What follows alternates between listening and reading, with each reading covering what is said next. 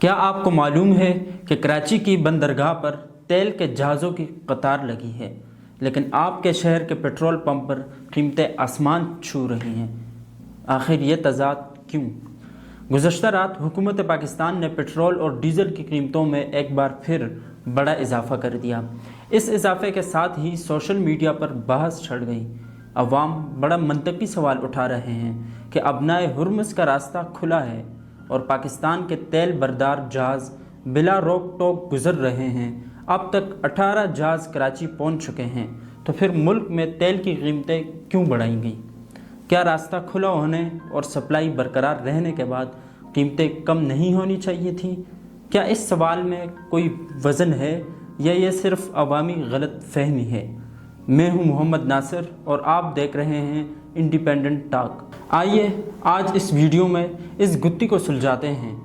اگر آپ کو ہماری یہ کاوش پسند آئے تو ہمارے چینل کو ضرور سبسکرائب کریں۔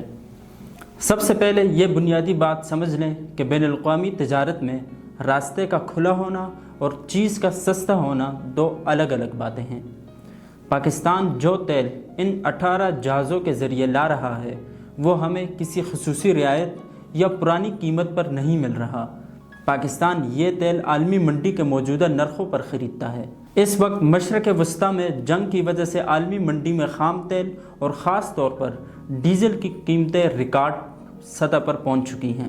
اب چاہے پاکستان کا جہاز وہاں سے کتنا ہی اطمینان سے گزر جائے، اسے تیل اسی بڑھی ہوئی عالمی قیمت پر ہی خریدنا پڑتا ہے جو اس وقت انٹرنیشنل مارکیٹ میں چل رہی ہے۔ سادہ لفظوں میں اگر دکان پر آٹا مہنگا ہو جائے تو اس سے فرق نہیں پڑتا کہ آپ کے گھر کا راستہ کتنا صاف ہے، آپ کو آٹا مہنگا ہی خریدنا پڑے گا، اس لیے کہ آپ مارکیٹ سے چیز مہنگی اٹھا رہے ہیں۔ نمبر 2، عالمی منڈی میں تیل کی قیمت صرف اس وقت نہیں بڑھتی جب سپلائی مکمل بند ہو جائے، بلکہ اس وقت بھی بڑھ جاتی ہے جب سپلائی بند ہونے کا خدشہ پیدا ہو۔ اسے ماہرین رسک پریمیم کہتے ہیں۔ جب ایران اور اسرائیل یا امریکہ کے درمیان کشیدگی بڑھتی ہے تو عالمی سرمایہ کاروں کو ڈر ہوتا ہے کہ کسی بھی وقت ابنائے ہرمز بند ہو سکتا ہے۔ اس ڈر کی وجہ سے وہ تیل کی قیمتیں پہلے ہی اوپر لے جاتے ہیں۔ پاکستان چونکہ عالمی قیمتوں کے اسی نظام کا پابند ہے، اسی لیے ہمیں اس خوف کی قیمت بھی ادا کرنی پڑتی ہے، چاہے عملاً ہمارے جہازوں کو کوئی روکے یا نہ روکے۔ قیمتوں کے بڑھنے کا ایک سبب خوف بھی ہے۔ تیسری بڑی وجہ وہ خاموش اخراجات ہیں جو عام آدمی کو نظر نہیں آتے۔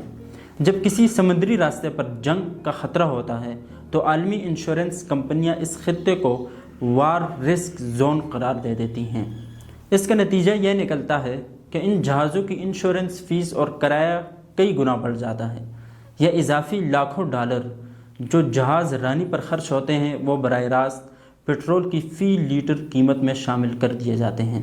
جہاز کا کراچی پہنچنا ایک کامیابی ہے، لیکن اسے کراچی تک لانے کا خرچہ اب پہلے سے کہیں زیادہ ہو چکا ہے۔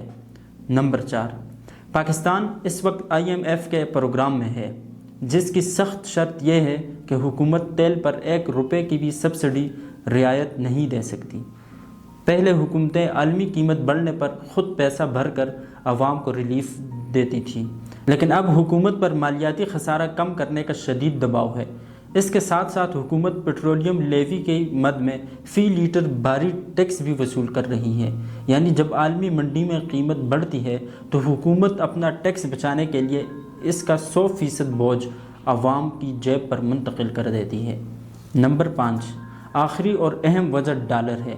پاکستان کو ان 18 جہازوں کی ادائیگی ڈالر میں کرنی ہے۔ عالمی منڈی میں قیمت بڑھنے کا مطلب ہے کہ ہمیں زیادہ ڈالرز باہر بھیجنے ہیں۔ چونکہ پاکستان کے پاس ڈالرز کے ذخائر کم ہیں اور روپے کی قدر ڈالر کے مقابلے میں کمزور ہے، اسی لیے وہی تیل ہمیں مزید مہنگا پڑتا ہے۔ ابنائے ہرمز سے جہازوں کا بلا روک ٹوک گزرنا اس بات کی ضمانت تو ہے کہ ملک میں تیل کی قلت نہیں ہوگی اور پیٹرول پمپس بھرے رہیں گے، لیکن یہ اس بات کی ضمانت ہرگز نہیں کہ تیل سستا ہوگا۔ جب تک عالمی سطح پر جنگی تناؤ ختم نہیں ہوتا اور پاکستان معاشی طور پر اپنے پیروں پر کھڑا نہیں ہوتا، یہ قیمتیں عالمی لہروں کے ساتھ اوپر ہی جاتی رہیں گی۔ امید ہے آج کی اس ویڈیو نے آپ کے ذہن میں موجود سوالات کے جوابات دے دیے ہوں گے۔ مزید ایسی معلوماتی ویڈیوز کے لیے ہمارے ساتھ رہیے۔